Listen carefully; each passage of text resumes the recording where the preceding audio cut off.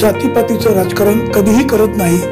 मी सर्व धर्म समभाव याप्रमाणे आतापर्यंत समाजसेवा करत आलो आहे। मात्र राष्ट्रवादी काँग्रेसचे काही कार्यकर्ते मला मुद्दाम बदनाम करत आहेत, अशा प्रकारचा खुलासा शिरूर लोकसभा मतदारसंघाचे खासदार शिवाजीराव आढळराव यांनी केला आहे। शिवाजीराव आढळराव नेमकं काय म्हणतायत ऐकूयात। ब्युरो रिपोर्ट, विघ्नर टाइम्स।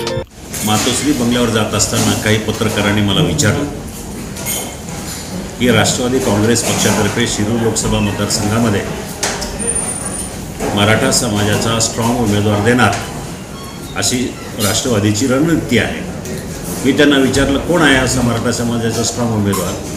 त्यावर त्या पत्रकारांनी मला सांगितलं की अमोल कोल्हे नावाचा उमेदवार राष्ट्रवादीकडे तयार आहे। मी त्यावर एवढंच म्हणालो की अमोल कोल्हे माळी समाजाचा आहे, मराठा समाजाचा नाही, तुमचा काहीतरी गैरसमज आहे आणि राष्ट्रवादीने जाणीवपूर्वक असा उमेदवार त्यांनी उभा केलेला आहे। मला त्यामध्ये काही फरक पडत नाही, उमेदवार कोणी असो।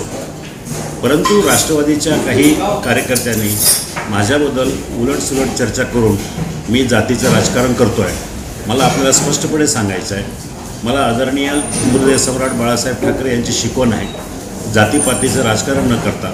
शिवसेनेमध्ये वस्तुतः जातीचं पातीचं राजकारण कधी नसतं आणि मी शाहू फुले आंबेडकर यांच्या विचाराला मानणारा कार्यकर्ता आहे। त्यामुळं जात कुठली, कोणाची जात कुठली याच्याबद्दल मी कधीही असा उल्लेख करत नाही आणि माझ्या दृष्टीनं सगळ्या जाती समान आहेत। माळी जात असो किंवा ओबीसी असो किंवा इतर सगळ्या जाती असो, माझ्या दृष्टीने सगळ्या जाती समान आहेत।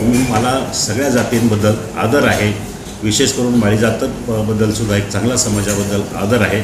मी जातीचं राजकारण कधीही केलं नाही, करणारही नाही।